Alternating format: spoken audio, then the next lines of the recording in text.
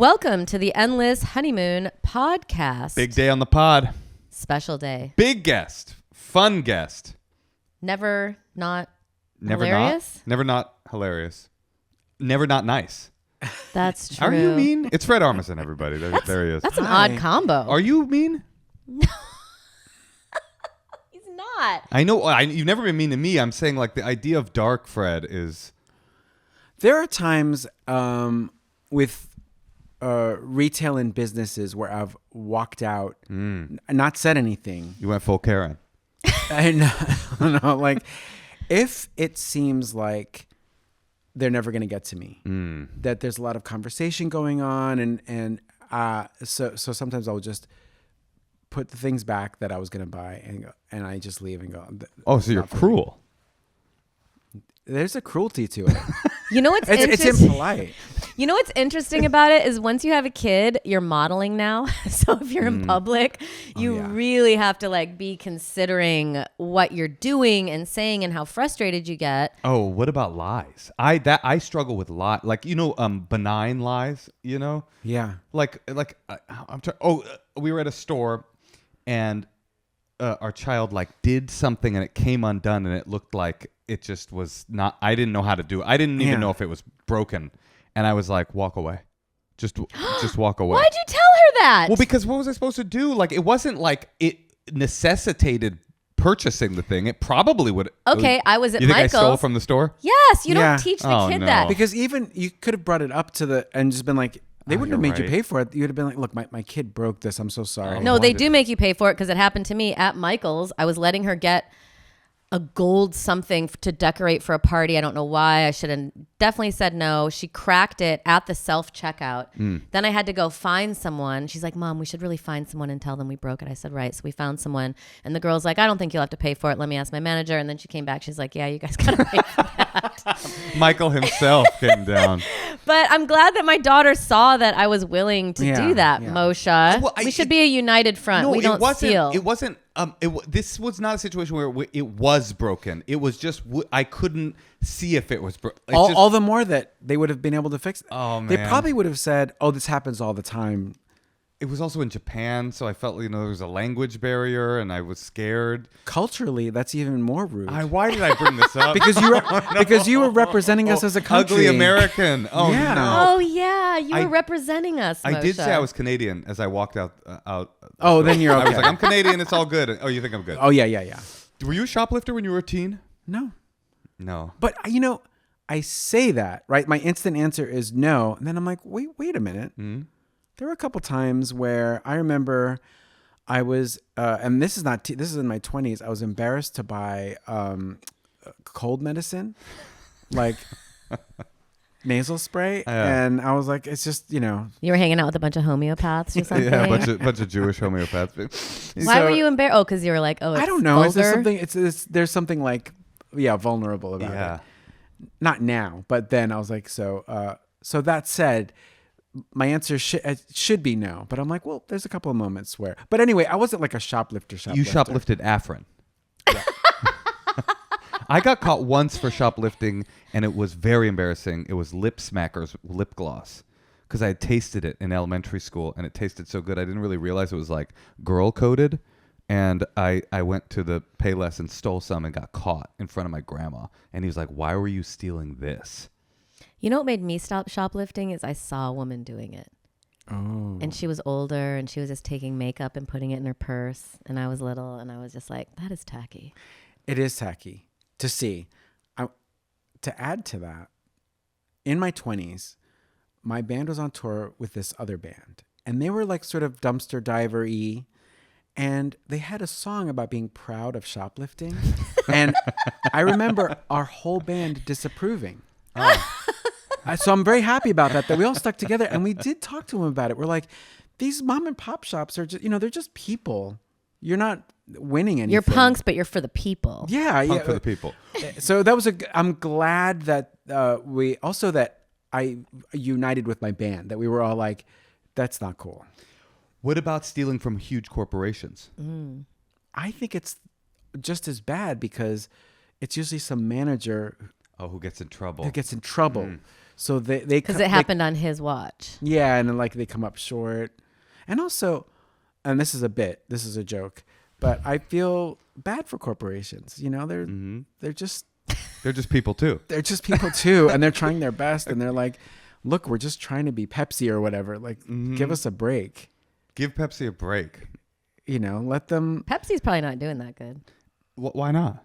I thought people like Coke now. Now? That's sort of universally always. This might sound paranoid, but now I'm convinced that they're all the same companies. That someone would sit you down or us down and say like, oh no, Pepsi was, that's Coca-Cola, Taco Bell, Toys R Us or whatever. Like everything is just one. Well, Taco Bell is one. Taco Bell is like one mega. It's called Yum Corporation. Do you know that? They own Taco Bell, Pizza Hut, Kentucky Fried Chicken, and it's all under the headquarters of Yum. Well, this kind of brings me to what I wanted to talk about, which is Fred's new show. It is connected, actually. Your new show is about economics, the future of economics. So Fred's in a show called Universal Basic Guys, and it centers on, I've not seen the show yet, but I'm very excited to see this because this is exactly what I want to watch. Centers on two brothers, Mark and Hank, who lose their jobs to automation and then are given a $3,000 a month new basic income program. Is that pretty realistic? Do you think that's kind of what it would be? Because we're all trying to figure out what is going to happen when everyone loses their jobs. Well, being in the show, what's your future prediction? Oh, wait, hold on. So now they use their free time and free money to find purpose in a world where they're no longer needed. How far away are we from actual universal basic income? I think we're almost maybe 3 years away. No, absolutely I love this. No way. I love this debate. I'm gonna bring. Oh, my sound just went out. We just lost audio. Oh, there we go. Oh, that was Anthropic coming in. They don't want us to have this conversation. I always win this debate. Okay, the debate on how long away from universal basic income we are. It's because you don't understand economics the way I do. Yeah. Okay. Well, that's obvious. That's always been true. This show is animated. I just wanted to add that, and it's all Philadelphia based. So they all do like these authentic Philadelphia accents. I don't have to do one. Wait, but you do accents. That's your thing. There are some that I can't do. And I never admit it. But you have a famous bit of regional accents in the one region that you're casting a show in you don't do. I thought about that when it happened. I was like, oh man, give me another one. But there's a couple that I've skipped over. When I do that bit, when I go through the map, there's some that I skip because I just can't really. What's your one that you want the most that you don't have yet? I think I'll never have Boston. But so all the cliche ones you don't like. Because Philly and Boston It's are not that I don't like them. It's that I've heard them so much that I can hear myself only mimicking other impressionists. Yep. Oh, and Boston especially, I could just hear everyone I know who does it well. You want to know how it's very easy. You know it? Yeah, it's super easy. Okay. You just go, like if you say the phrase, for example, park the car. Yeah. Oh my right? God. Instead of saying park the car like we do on the West Coast. This is a little too dry. It's not dry. It's just I'm a skilled impressionist. Okay. So instead of park the car, which is what we say, they go pack the car. Does that make sense? Pack the car.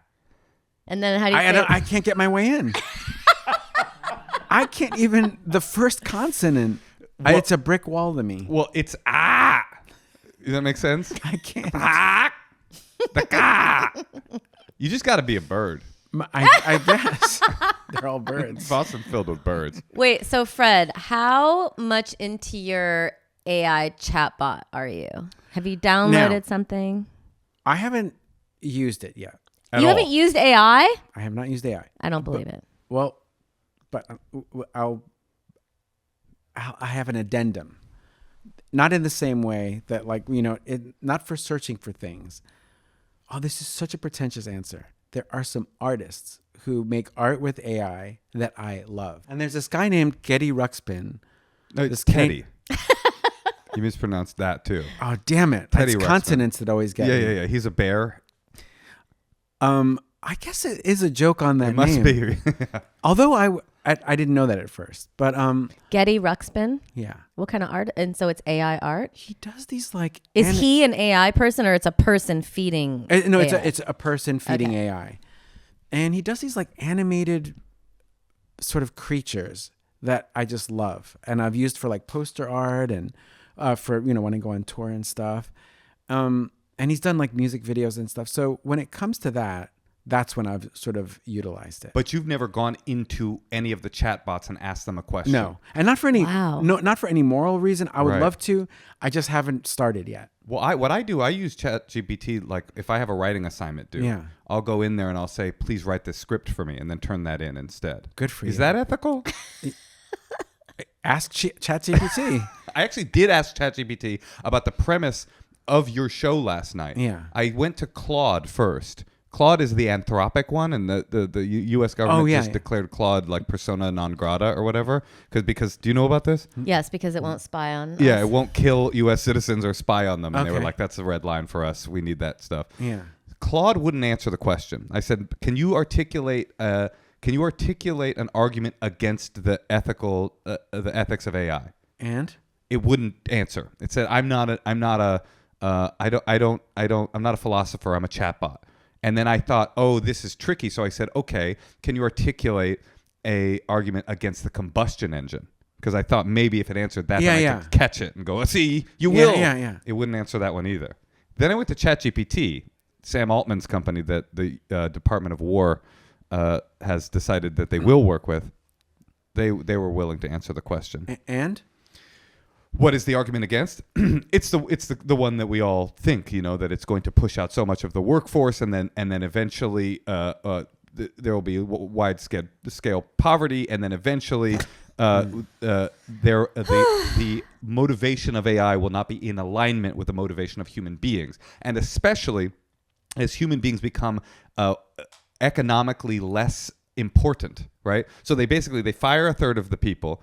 Then those people don't have jobs and they can't get new jobs because those jobs don't exist. And then they become less of a factor in the decision-making apparatus of society. Because forever, you have to think about the working class, because even though they are all broke, together they are more important than billionaires, right? But if all of them are so broke that only billionaires matter, the only thing that matters is billionaires and robots, and then they can start ignoring the whim of human happiness. But is this what you believe, or is this what This was the argument that was made by ChatGPT, Sam Altman's ChatGPT, of the possible negative outcome of what may occur. The good news is that you can go into ChatGPT and they will make poetry as good as T.S. Eliot. That's right. But they are not as funny as Fred Armisen. That is true. So that's kind of what we have going for us right now, because it's matching doctors. It's like better than people in most fields except comedy. Would you let a robot do surgery on you? No. But it could diagnose, the robots are. But what if the robot was so proven? I mean, like, human beings can take drugs the night before. Like, your doctor can go to a nightclub. You're right. If it had been tested for long enough, sure. I took a Waymo here, and then my friend was like, "Oh, there's Waymos have been crashing all over town." Is that true? I don't know. Who knows what's true? I love a Waymo. I did therapy in a Waymo the other day. You did? I had a commute to make. I had an hour commute, and I was like, I'm not going to be able to do. I'm going to have to cancel therapy. And then I thought, oh wait, I could just call a Waymo and do it in there. Because it is private. It's It's private. not though. They can hear you. Yeah, Who's but- they? Whoever they are, They don't count. They don't count. They don't matter. I love the idea that there's somebody at Waymo headquarters tuning in on my personal problems, going, Moshe seems fucked up. All right. Well, listen, you seem like you have a pretty healthy. This is how we should be. It should just be like, I don't know, curious, but not like using it as your best friend. Well, why haven't you done it? It can't be just completely arbitrary. Like, it can give you any therapy advice. Maybe you don't need help. Are you in therapy? I'm in therapy. It really is like, it's almost like when people describe a new version of social media. It takes me a little while to be like, I don't know about that one yet. So that's all. It just seems like such a big endeavor that I haven't needed it yet. But I'm not against it. You're still on Friendster, right? Oh yeah, Yeah, hardcore. I actually Also, where is everybody? Well, I was with my daughter the other day, and I've been really upset about AI. I don't know why. It's just like really getting to me because I also feel like not only is it making everyone stupid in at colleges, like people are cheating and are, the youth are going to be dumber, but it's getting stronger and smarter.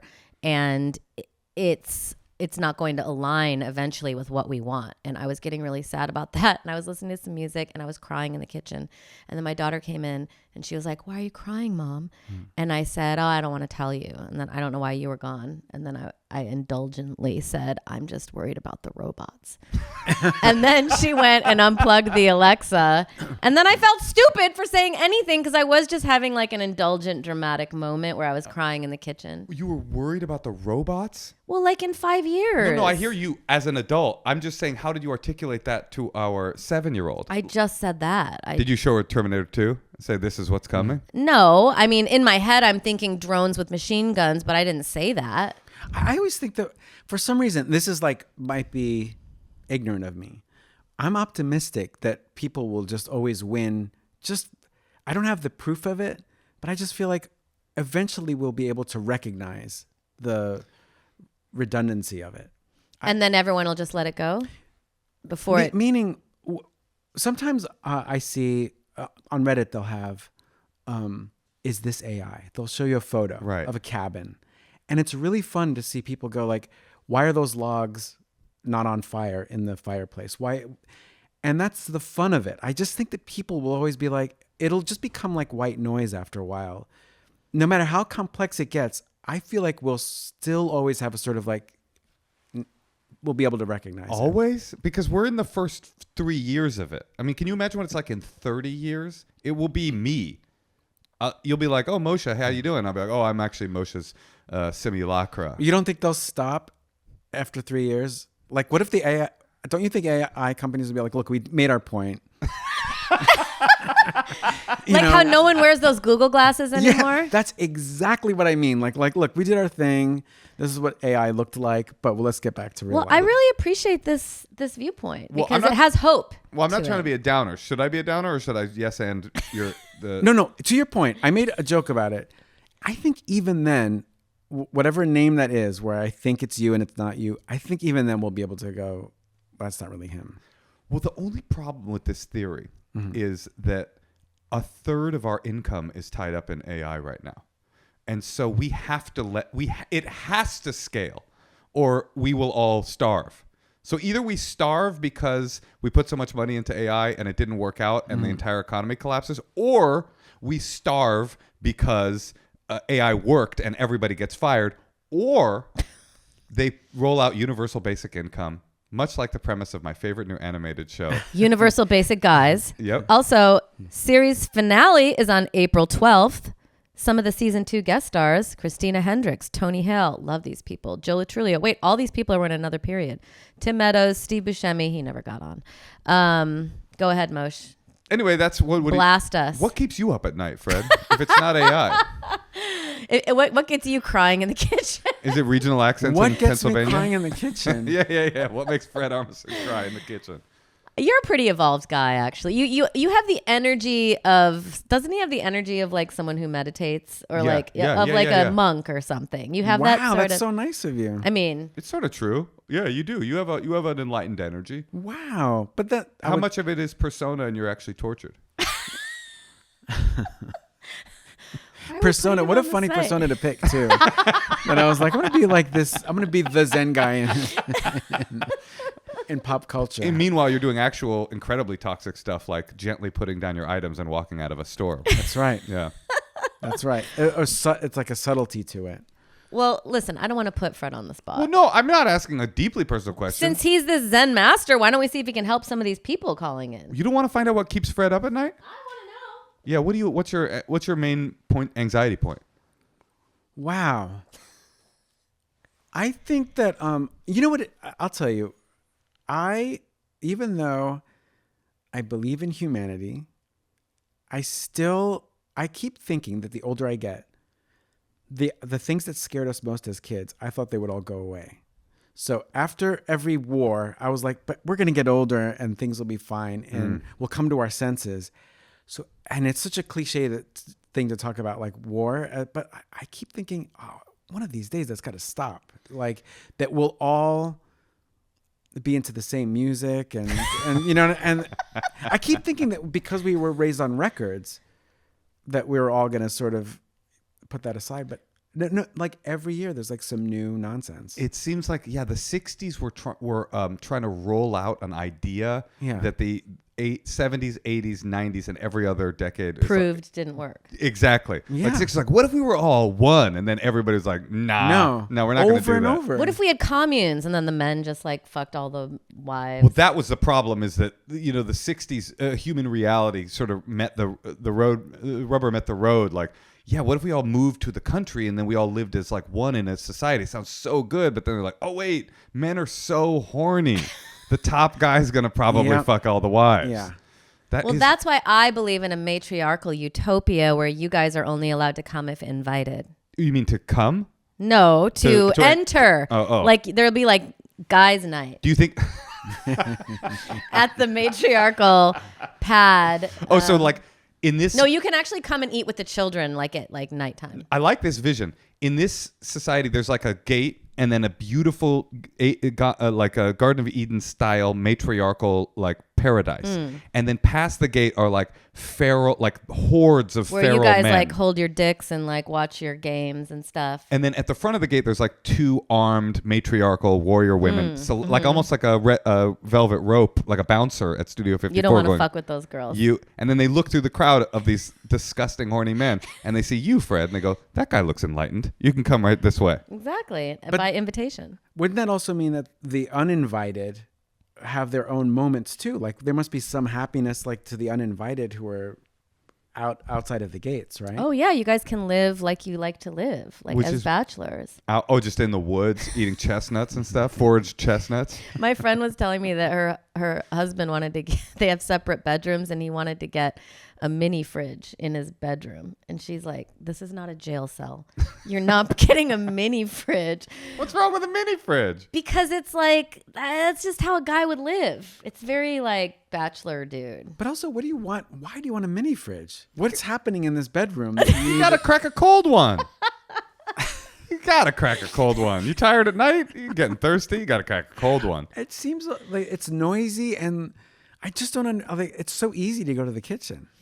I'm just saying, men like to live in a different way than women like to live. So I'm just pitching. We haven't tried this yet. A female utopia. The 60s thing with like mostly just women. Why is it? And some allies. Why are the gurus always men? I guess not always, but they usually are men. I'm with you on that. Why? What's going on there? It's like always some dude. Yeah. And when it's a woman, like there have been a few women, they're always just mimicking a toxic dude. Yeah. It never feels particularly feminized. Right. Their person who taught them is always a toxic dude. Yes, exactly. They're always the student of a toxic dude. I join a cult, a lady cult. I would absolutely. All right. Well, listen, let me think about it, you guys. First, Yeah. I got to get the ladies together. And then we'll talk about how you are able to, like, what the visitation's going to look like. The problem really, Fred, is in this matriarchal, post-societal sort of compound, we're not getting in. I mean, your talent aside, I mean, maybe you'd get in because, Fred's beloved. I'm sorry. you're He's going to beloved, be definitely but- picked out from the... But they're not going to be like, oh, the comedians, that's who we need. They're going to be like, oh, we need the carpenters. And you know what I mean? That's like... You're right. They can entertain themselves, but Right. I mean, not to say they can't build a cabinet. I'm sure they can. I'm just saying they're bringing the carpenters. All right. Well, listen, bring your carpenters to watch Universal Basic Guys. Wait, are we going to advice? No, we should maybe I take had a caller, one more right? really important question. We have people waiting. Before we Yeah. go, now you were on SNL. What was that all about? Okay, all right. I feel like I've got my answer. Okay, why don't we take Was a that call? stressful? Was it stressful? Was it fun? It must have been fun. Honestly, just even thinking about being on that show, I'm like, I would never be able to do that. Yes, you would. No, would, I don't have the honey. nervous system. You would, honey. Just something like that. You'd find it. You know what? Honestly, here's a pitch. This is a real pitch. And I was just kidding about you were on SNL. What's that all about? But here's a pitch. Lorne Michaels is getting older. He won't be here forever. What if it's a lady next time? And that's the matriarchal Thank society. you. What do you guys... Yeah. Thank you. Let's roll that out. And then the invitations are actually just invitations to join the cast. And then people like us could make it. I mean, you've already done it. So it's almost guaranteed. I'd go back for seconds. If the world was ending and your only option was either being destroyed by AI robots or becoming a part of the cast again. Sure. Yeah. I bet AI, when they think of comedy, SNL is probably like one of the main things they think of. What's that? AI, like if you ask it what kind of comedy it likes. I will let us go to advice. I did have a disturbing thing happen with AI the other day. What? I was on a job and I was having to write these very short sketches, like 1 to 5 second sketches, and the turnover was super quick. I had to turn in 20 a day, so it was like I'd wake up in the morning, I'd write 10 1 to 5 second sketches, and then I had to send it in, and it was just like it was a lot of work. So I was sending all of the sketches into AI to proofread them because I didn't have time to do that. I was like, oh, please copy this. And one of them, I didn't say please copy this. I just sent it in, and it sent me back notes. Right? I try not to do that because it feels like I don't want comedy notes in case it gives me one and I use it. Then I'll feel but it sent me back. Because they could be giving other people that. No, more like, what am I doing? Am I a comedy writer or am I just a guy that uses AI? Literally anybody could use this technology and get. So it just feels like that's a bridge too far for me. But this time I didn't say, please proofread this and send it back to me. I just sent it. And it was like, these are great sketches. And it pitched a tag to one of the sketches. And it was really good, and I should have seen it, and I totally missed it. And I was like, that disturbed me more than anything I've ever seen on AI. That it found a joke in a sketch that I should have seen, was obvious, and totally missed. And that was a low point. I can't believe it. But at the same time, I mean, it's a tool, I guess. And it will make the bad writers that you have to hire sometimes better because they're using AI. I guess so. I guess it's disturbing to me. Did you notice that with current AI animation, like with not like cartoons, I mean like ones that look like people, they have like an excited look in their eyes. They're like a little too keen, a little too like ready. They haven't figured out the sort of like half asleep. Yes, version. there's a meme that is going around, which is it's an AI video of like soldiers, what they ate. Like the most recent one I saw was Crusaders versus Muslims, what they would eat on the battlefield. And it would be like Irish Crusaders was like, beef stew. And then the Arab, Saudi Arabian Crusaders, lentils and dates. And it'll just show, I don't know, it goes through history. But it'll be like, typical farmer in 1700s Ireland and Africa, and what they would all look like and eat. But they always look up and they give like a wry smile, as if there's some like fun thing that they're in on. I'm like, the Crusaders weren't giving a wry smile. No. They were literally, their brothers had just been gunned down. It's such a giveaway every single time. All right. Well, listen, we've got people. Let's get some of this wisdom. Let's do it. Hey, Tosh. Yeah, Moshe. I'm moving to Savannah for 3 months, and it's going to be hot and muggy, and I need a whole new wardrobe filled with linen to keep me cool. I'm so sad you're leaving. What day is it? Aren't you out of town, like, acting in a movie? Shouldn't you do a slightly better job of acting, like you're sad? The point is that when you want some nice new clothes, especially ones that are made of high-quality linen, you can do cashmere too, but right now I'm thinking linen. The place to go is Quince. Quince makes high-quality wardrobe staples using premium fabrics like 100% European linen. You know I like it if it's from Europe. They have 100% silk, organic cotton poplin, lightweight cotton cashmere sweaters, perfect for the changing seasons. I'm always cold. I literally wear my cashmere sweater every day. You can't miss seasonal colors and prints for spring. Versatile, well-made pieces that make getting dressed simple. The stuff looks good, it feels good, it'll keep you cool in the summer and warm in the winter, and Quince works directly with safe, ethical factories and cuts out the middlemen, so you're not paying for brand markup or fancy retail stores, just super quality clothing. Right now, you can go to quince.com/honeymoon for free shipping and 365-day returns. That's a full year to wear it and love it, and you will. Now available in Canada too. Don't keep settling for clothes that don't last. Go to quince.com/honeymoon for free shipping and 365-day returns. Quince.com/honeymoon. Hey, Tosh. Yeah, Moshe? Do you happen to know a place that isn't the same place we buy toilet paper, where we could buy some cool furniture, decorations from the house, a playroom accessory for our child, a desk, an ergonomic chairs, shelving, outdoor furniture, patio decor, and more? I got you, bro. Where? Wayfair. Yes, Wayfair. I have been shopping on Wayfair lately, and I am amazed not only at how much stuff they have, but how cool all the stuff they have looks. You can upgrade your space with quality pieces that work within your budget. Plus, enjoy fast shipping and easy assembly options.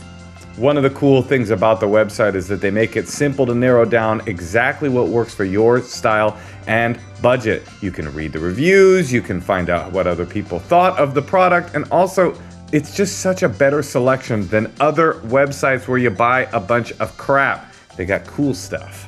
And also, if you're like me and you can't be bothered to put something together with 900 screws, guess what? They have installation. That's what I get. It's worth it. Instead of berating my husband for 6 weeks to try to put it together, they'll just come right to your door and do it on up for you, just like they were the man you married. The man you married that had more skills than the man you married. You can find furniture, decor, and essentials that fit your unique style and budget by heading to wayfair.com right now to shop all things home. We just got our kid a very cute loft bed. She loves it. We love it. I read the reviews to find the best one, and it was so cute. You can find furniture, decor, and essentials that fit your unique style and budget. Head to wayfair.com right now to shop all things home. That's WAYFAIR.com. Wayfair. Every style, every home. While we wait, neither of you have complimented me on my new haircut. What do you guys think? I didn't know it was new. It's new. I just got it. It looks great. You like it? Yeah, you look Natasha? Yeah, it's cute. Fred was so much more supportive of it. Well, I mean, he doesn't see it right now because you have headphones on. You look great. Thanks. I like that you have some gray in there. That's nice. I like it. Right, because it is a 22-year-old hairdo. Right, with a little bit of gray. You know what Little bit gray. broccoli heads are?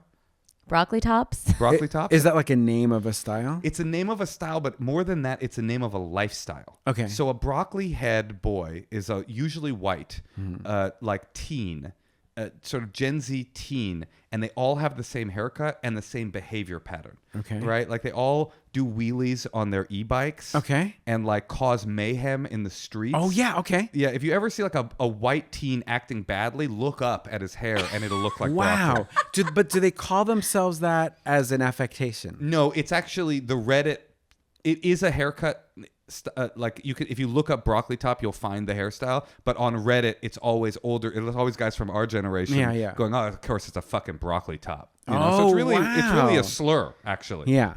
So waiting to talk to us is Dave in San Jose. I am hoping against all odds that Dave is in fact a broccoli top. I really hope he comes through. The thing with the bicycles, I do see that. I've seen that in the streets of LA. Yeah. They're bad people. No, this is a guy from our generation. No broccoli top. No, this is one of your fans, Fred. I can tell. I can tell by the hat. I see it in the hat. Hey, Gabe, it's Natasha. Oh, look, there's Moshe, vinyl behind him. And we're here with Fred Armisen. Hello. How you guys doing? Nice to meet you. Good. Nice to meet you. You're in San Jose? I am. Great. I love it up there. Can you turn it? Sorry, we're having some audio stuff going on. It's a little loud. Yeah. Are we good? Dave, can you just... Count to 10? Yeah, count to 10 or say your sort of top 5 LPs of all time. Oh. Oh, that was you so sound good. better. You sound better Yeah, you're already. good. We don't need to hear any of this information. Okay, you're good. Oh. What's your number one album of all time? Nighthawks at the Diner. What's You that? know? Whoa. What's Nighthawks at the I Diner? don't know. Fred, do you know what that I is? don't know it. What is it? Tom Waits. Oh, yeah. Okay. That's your number one. Of all time? Tom Waits is special. I get it. Fred Armisen Strawberry this morning. Oh man, it's in my top 3. What's your top of all time? What's Strawberry? Strawberries is an album by The Damned, Oh. and I think that's their best album, and they're kind of my favorite band. The Damned. Yeah. That's like a punk band, right? From Yes, the 80s? From the late 70s, but all through the 80s, and they're still together. But I always, I usually say that Sleater-Kinney is my favorite band of all time, but then Carrie from Sleater-Kinney will correct me and say, no, I think it's The Damned. What's your top album? My top album of all time? Yeah. Who? He's asking me. Oh, Natasha. Like I could only listen to one album? I guess so, Is that yeah. the idea? Yeah. I know you think it's going to be Morrissey or The Smiths, but Gotta that be. probably wouldn't be my top album of all time. I mean, if I could only listen to one thing, it would probably be like folk music. But folk music is your I don't top know, album like of all Blue time? by Joni Mitchell. Like That's a great album. just something that like where I really connect deeply to every. Mine's 1984 Taylor's version. All right. All right. We got all that on the Our table. daughter is so funny. She loves Taylor Swift, but she's like been indoctrinated at school to only listen to Taylor's version Gotta of things. listen to Taylor's so she's like, version. Mom, make sure it's Taylor's version. And she always wants to see that it says Taylor's version. And like Scooter Braun is evil and we don't like Scooter Braun. Wait, how old is your daughter? 8. And she already knows the politics of... Yes. Wow. Someone told her. Anyway, enough about us. We're sorry. Let's Gabe. talk about you. Loving it. What's up? How can we help? How can Fred help? Oh, yeah. So my question is for you guys as parents, introducing your kids to pop culture stuff you care about, whether it's comedy or something else. Do you stick with age-appropriate stuff? This is a great question. I'm a big horror movie fan, and I kind of raised my daughter to. My wife won't watch them with me, so I've kind of set her up to. At what be my, age did you start showing her those? Well, you start with like Scooby-Doo, and that's then- the There's some horror stuff in it. interesting. I didn't even think about that. That's the gateway drug to horror is Scooby-Doo.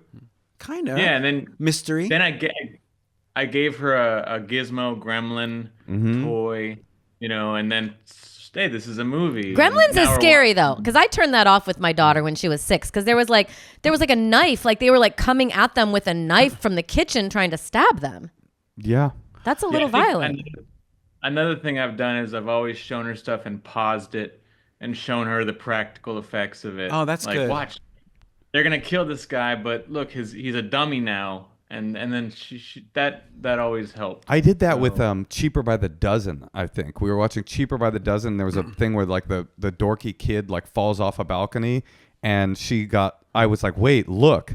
And we fast forwarded it like 5 times until she saw like the 45-year-old stunt guy. And she goes, oh my God, it's an old man. And now the whole thing has been ruined. Every time there's a stunt in a movie, she's like, not real. That's a stunt, But man. that's good. That's a good education. Yeah. I keep things around the house that have skulls on them, and so I think that's okay. You just present like an aesthetic and an environment, and maybe your kid will feel safe around it in the future. There's this one plastic cup that we have that has skeletal hands on it, and Keaton used to be afraid of it, but I've shown him. I'm like, it's just plastic. It's just look, and he has it around all the time. And also, it's creating a bond between you guys, so that's kind of nice. How old's your kid? My daughter's just turned 11. And what's the most and my- hardcore thing you guys have watched together? I mean, it depends in which direction. I really don't dig like torture, but like Evil Dead, and like Ash versus Evil Dead and Texas Chainsaw. But a lot of Wait. the things I show her. You don't like torture, but you showed her Texas Chainsaw Massacre? That's pretty torture-y, isn't it? I mean, that's a good movie. You ever seen it? Oh Yeah. That's a good movie. I call it a classic. Yeah, you might. In a way, In a way. It's no 1984, but yeah. No, yeah, You'd be surprised how many things I show her and she's just kind of bored by, that's kind of nice though. Like, that's good that you like. There's room for her not being terrified. She's just like now at this point bored. My son is a lot more squeamish about like blood and stuff, so she's just kind of somehow dug it more than he did. Would you let our child watch Texas Chainsaw Massacre? No. I'll tell you what's Why bad. should I? Like, she has bad dreams. See, Moshe thinks that she likes the stuff because she's not scared, but then she's every morning having nightmares, telling me about her nightmares in the morning. So I'm like, She says she's not scared, but it's giving her bad dreams. I'll tell you what's rough is movies that they present for about an hour, really appropriate. I just watched Adventures in Babysitting with our kid, and it's really fun and funny and appropriate. And then the entire plot hinges on, I don't know if you guys remember, a Playboy magazine. Like at some point, someone gets a Playboy magazine. It's got like all the crib notes of the mafia in it. They need to get it back, but the boy really wants to keep it, right? And she's like, "What is a Playboy magazine, and why does he want it so bad?" And I just I had no answer that would work. I was like, "Oh, it's like it's just like a magazine with boys like it." She goes, "Why?" I go, "I don't know. There's like swimsuits." What are you supposed to say? I think I'm gonna start Googling things because we played her Bend It Like Beckham, and then I started to realize the whole premise is the soccer coach who's 30 starts dating the 16-year-old, and I'm like, I didn't remember that from the 90s because I didn't remember that either. Is that what's happening? That's what's happening in it. Because it doesn't present it as a creepy love story. It presents it as, oh, she really wants this cute boy, but her traditional family won't let her have him. But the cute boy is her teacher who's 30, and she still lives at home and doesn't even have her full boobs yet. So I'm just kind of like, I don't want my daughter to see that your teachers can date you. This is the beautiful thing about Texas Chainsaw Massacre and horror in general. There's not a lot of power imbalance in the romances. That's good. Very little romance. It's never really an issue. Right. It's not. I mean, they don't have time for that. It's almost, you could say horror is wholesome. In some ways, horror is wholesome. You would certainly believe that, right, Dave? Absolutely. All right, Dave. Are you guys on the same page as parents with that, or has one of you shown something and gone the other one? Me and Moshe are constantly fighting about it. We are not on the same page. No. I think just there's plenty of time to connect with your kid when it's age appropriate, and why rush that? Because you have your whole life. So because some things are PG-13, but they're definitely for kids, and some things are PG. Have you ever watched the first few PG-13 movies? Like when they first thought of PG-13, they're definitely winging it. It's like you're like, oh, this never in a million years would be PG-13 in the modern era, like ever. Meaning they skew. It's hardcore. Oh yeah, and they didn't know how to calibrate what PG-13. And I showed our kid an NC-17 film the other day, and she was fine with it. No, listen, it's all a slippery slope. She wants to hear Espresso by Sabrina Carpenter. Next thing you know, she's like, Mom, can you play Bedchem? What's Bedchem? Bed Chemistry. It's like the name of one of her songs. It's spelled like CHEM. I don't know it. Bedchem. Well, here's a real question. I'm honestly curious. What's worse? She doesn't know what it means. Sexually inappropriate imagery or violence? That's hard. What's worse? What do you mean by worse? Like, what would you feel more reluctant to show either your kid or a kid? Like, we've all had the experience of playing something for our kid where you're like, this is inappropriate. I need to shut it off. What thing makes you more uncomfortable? This violence is a little inappropriate, or this subject matter. Like the Playboy thing was bad because at least with Texas Chainsaw Massacre, you can go, this is practical effects. Haha, this is a stunt. 100% of the time, it's fake. Right. And with Playboy, it's like, well... But that stuff goes over real. their head. It didn't go over her head. She was like, why do they like this magazine so much? That felt more like I'm left with a choice to either introduce her to a dark corner of lust and desire. Like I can't, I'm not going to do that, or just lie. Those are my two options here. And I went with lie, and it both felt bad. Or just play Miss Rachel. Yeah, or just play Miss Rachel. I have a boring story. This is really quick. Just something you might be able to identify with.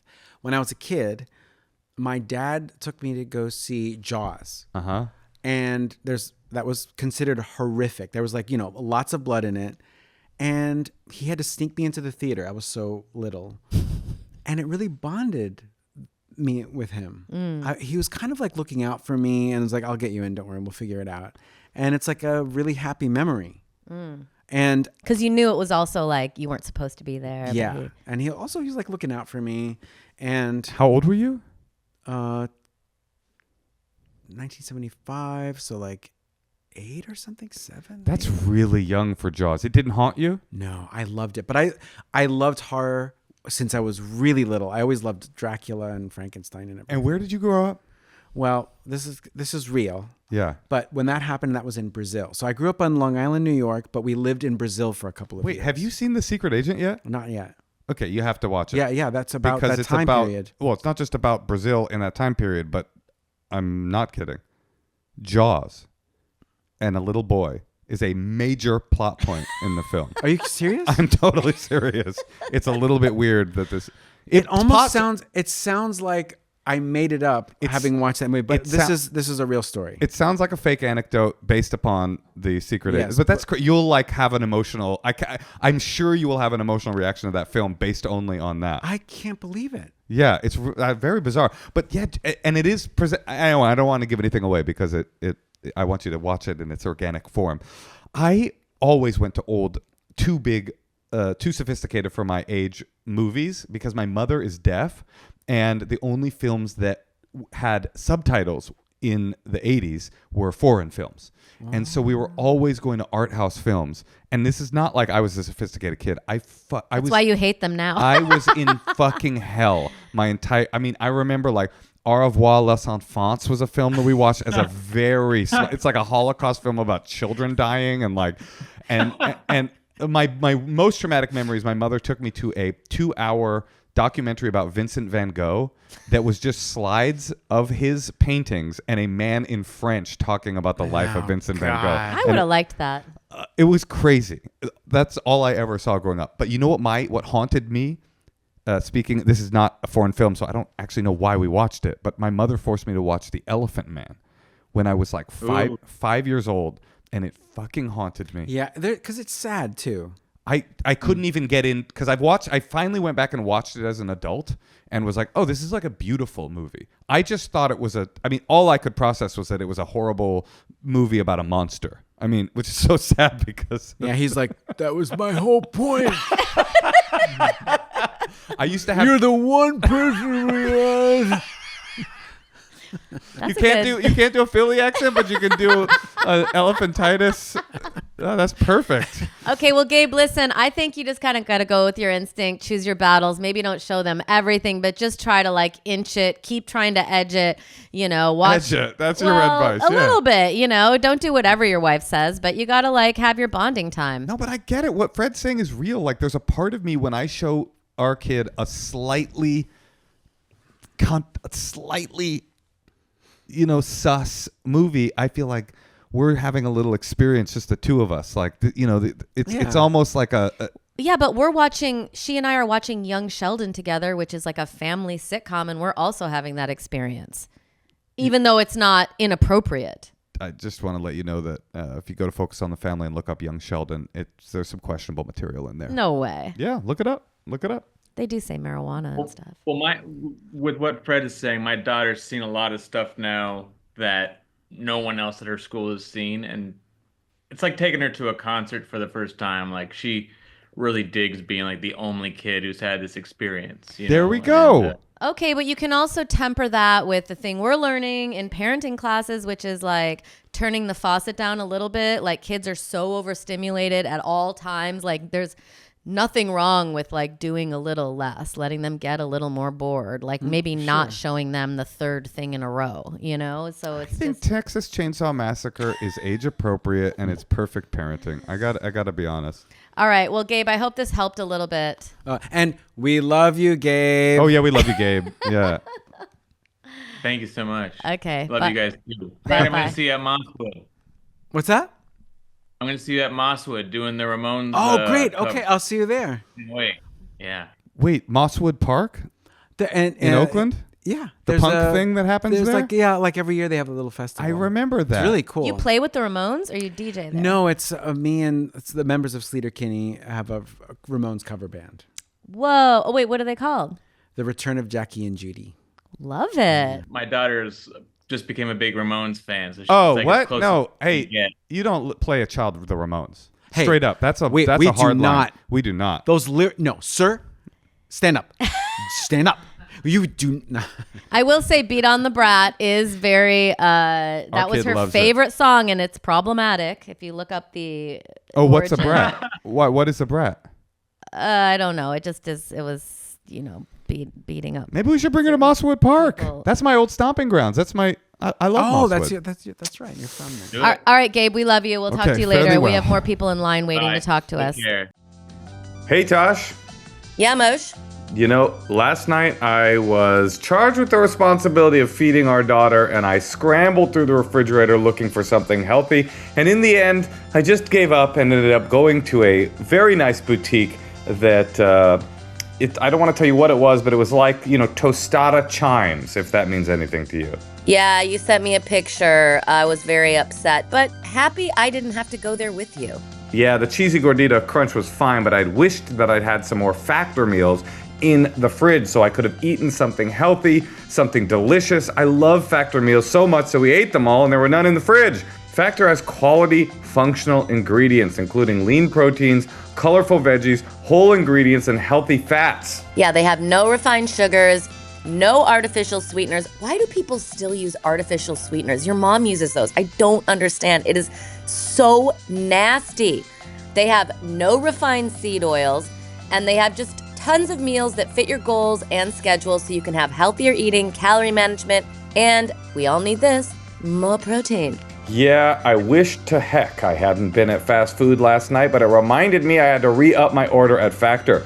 They've got 100 rotating weekly meals to keep things fresh and delicious through the winter. They've got high protein meals, calorie smart, Mediterranean diet, GLP-1 support, and our kid is on GLP-1, so that would have been really good.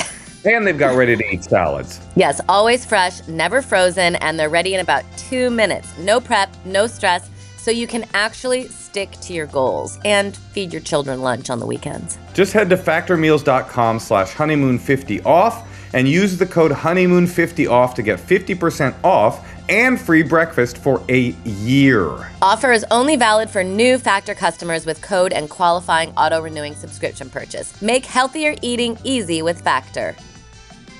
Hey, Tosh. Yeah, Moshe.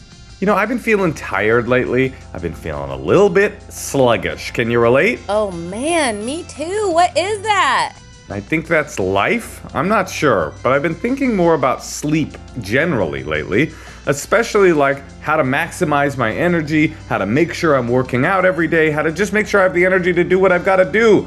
I do not get enough sleep a night and I do feel sluggish, but I'm like, what can I do about it?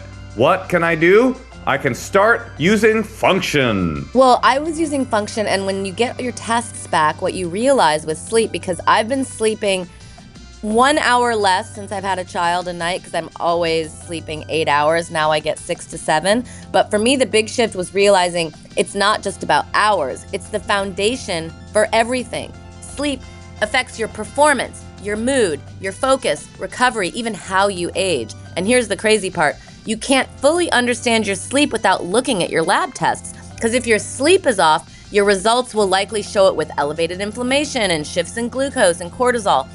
And when sleep improves, that shows up too. And that's what I appreciate about Function. It gives you real data so you know what's happening inside your body. Sleep isn't just a habit, it's a biology. So if you want a deeper look, whether you're improving it or troubleshooting, you have to measure it. Yeah, you can measure all these different markers in your body by using Function and owning your health. You can start to understand what's happening beneath the surface. For me, that is the process of getting a little bit older, is that I start to realize that I need certain things and I need to improve certain things, but you can't know what those things are without owning your health. Function gives you access to 160 lab tests each year, including advanced markers for heart health, inflammation, stress, hormones, toxins, and more for just $365 a year. Learn more and join Function using our link. Visit www.functionhealth.com/honeymoon or use gift code honeymoon25 for a $25 credit towards your membership. Not only will you get the results on what's happening with your sleep, but you'll sleep better at night knowing that you know what's going on in your body and that things are not getting out of your control. Own your health. Okay, so maybe I'll read this first one. We've got a few written in questions. Dear Natasha and Moshe, I need advice about a hot guy at the dog park. Our dogs play together all the time and we've talked a little, but it's mostly just normal dog park stuff. I want to ask him out, but I have no idea how to do it without being weird. Like, do I just say, do you want to get a drink sometime? Or is that too forward? Also, I don't know if he's single, but he always comes alone and his dog is a husky, I think. I know if it was anything doodle adjacent, it would mean he had a girlfriend. But that isn't the case. That's a pretty funny take. That's interesting. You Doodle adjacent. No man gets a doodle adjacent dog. What kind of dog would you get if you could get one? Those ones from that used to be on racetracks. A greyhound. Yeah. Oh, okay. Those why? are cool. They're just sleek and they do it for you. Yeah, there's something about their sleek. And also their hair isn't long. Right, and they're very fast. Yes, thank God. I'm worried that if I ask and he says no, then I've ruined the dog park forever and I'll have to move. And this is the best park in my area by far. What do I do, Tina? Classic dilemma. What do you do about there's someone you have a crush on, but you know if you ask them out and it gets weird, you're never. I couldn't go to a local coffee shop for like 5 years after I moved to LA because I asked a girl out, went on a date, it was awkward, and then I was like, I guess She I worked don't there? Yeah, I was like, I guess I don't get coffee there anymore. Wow. What do you do, Fred? What do you think this woman should do? You're right. That is really tricky. I wish I had an easy answer for it. I do feel like there are gentle ways of asking someone out that isn't, you're not really putting yourself on the spot that like much. you could say, yeah, I don't know. Don't you feel like once you start getting into that language, maybe there's some subtlety to it? I've never asked a guy out. What? You've never asked a guy out ever in your life? No. You never said we should get coffee sometime? No. You never said, can I have your phone number? No. Never? No. Natasha. I'm old fashioned. You don't, there was one time you were like, let's No. hang out? No. You never said, let's hang out. No. Here's what I do. I flirt with them until they ask me. Did. Yeah, that's what I did. I would flirt with them or laugh or maybe like touch their arm or touch their leg until they asked me to do something. Wow. You've never said we should hang out sometime. No, I don't think so. Fred, have you ever asked a girl out? Excuse me. Hi. This is kind of awkward for me, but I notice that you have a husky, which means you're probably single. You're right. It's hard. She could just say, hey, we should get our dogs together sometime. Do this on purpose. Hey, we should meet here on purpose sometime. There's nothing wrong with. I don't mind if someone calls out the awkwardness too. That's kind of okay. If someone says, "This is awkward," but are you single? That's really That's bold. good. Wait, but I kind of like the calling out the awkwardness because you could be like leading with awkward in a way that's like, you're going to be coming, hey, this is my favorite dog park. And I don't know. Okay, I like what you're saying. This is my favorite dog park. I'm worried about ruining it. But if you ever want to get coffee sometime, Yeah. you like it? That is so good. She's a natural. Because it's friendly and it takes the pressure off of everything. Okay, I like that. This is my favorite. Yeah, that's great. I notice you have a husky. No, you should say your joke. Yeah. I figured if you had a girlfriend, you'd have like a lamer dog. A golden doodle. Although there is also the old adage, don't shit where your dog shits. I love that. And also, just come up and talk to them. Just talk to them and see what the rapport is, like without asking them out. And if they're not really that interested in talking to you, then I wouldn't go there asking them out. Okay, here's another. One more question. Hi, big fan of the pod. My boyfriend has hilarious friends, both male and female. However, I was not gifted with the humor gene. We laugh a ton together and have a lot of fun, but I'm not really a punchline or witty humor kind of gal. I feel insecure, and I know he thinks, is this... You think this Did is you for write me, this, Moshe? Tosh? Shut up. Did you? Be honest. Okay, I feel insecure, and I know he thinks his friends, female included, are 10 times funnier than me. What to do? Should I be insecure, or is it best that he gets different things from other people in his life? I know I can't be everything. Thanks. Love you guys. Allie, what do you think? You're a funny guy. What if he... I think she underestimates how funny she is. Yeah. So she thinks like because she's not coming up with what seems like a punchline, anyone else would tell her, no, you're really funny in that you're not like everybody else. Yeah, as if a really funny guy would want to be with a person that's actually without a sense of humor. It doesn't it doesn't make sense. You know what I've noticed too in my funny friends who are male? They often date and marry women who have great laughs. And I'm like, oh, that's also part of it. Like they want to hear someone laughing at their jokes too. You have a great laugh, honey. You're lucky. I got a good laugh too. I'm I got a always big laugh. laughing at you. I got a big bold laugh for you. Yeah. Yeah, you laugh. That is so real. It's Chelsea Peretti told me something that has haunted me to this day. Not haunted in a bad way. It's just it rung so true. She's like, oh, if you're not funny, I don't want anything to do with you. And she just meant on every level, like social, romantic, like all. And I'm like, yeah, I think that's kind of true. It is true because it says so much about it. And You guys, that's the snobbiest thing but that just, any it's of us what I could want. say. It's what you've surrounded yourself with, like. it's just better to be around. But you're a musician and a comedian. There's got to have been humorless people that you've had to put up with. Of course. And you hate it? Yeah. Right. Funny musicians, that's hard to find, huh? There's like a sense of humor that musicians have because they've been on the road so much that they all have their sort of their language for it. I remember musicians, when I would date musicians, there was just so much emotion, kind of like our daughter. Yeah. Like just like very dramatic. Like just very like the emotion was like a little too much. Well, yeah, they're tortured artists or something like that. Yeah, that's the thing. Comedians take their torture and they make a joke out of it. Yeah. And that's a lot of fun to watch. I don't want to see the real thing. Well, I'll tell you what I want to see. Universal Basic Guys. Oh, you're so nice, Natasha. What is this playing on? Fox. Oh, didn't say that. Oh, now we know. Universal Basic Guys on Fox. And Fred, you're so funny. Thank you for coming on the show. We learned a lot. Do you have any parting words? I have an idea for you were talking about Waymo before. Yeah. And I want to pitch to them, and I mean it, a sort of small talk device so that they're the driver, because they all say the same thing. Good. Yes. That it just drones on and on. You don't have to reply to it, but it just sort of... Dude, this is such a good idea because you could put different prompts in it to help you with different forms of social anxiety. You know, like if you're not a natural, right? And let's say you're like trying to work on your rapport with the ladies. Lady driver, sort of interested. The power dynamic is weird because I'm a passenger, and you can try your wares. That's I love that. Oh, like you type it in and you just kind of practice You select social it in the app. practice. You select it in the app. It's called social practice. Okay, Yeah. there's another. You select it in the app. Friendly but extremely conservative politically, and see how you deal with the landmines that he drops. You know, he's like, "What do you think about immigration?" And then you got to like figure out how you're going to deal.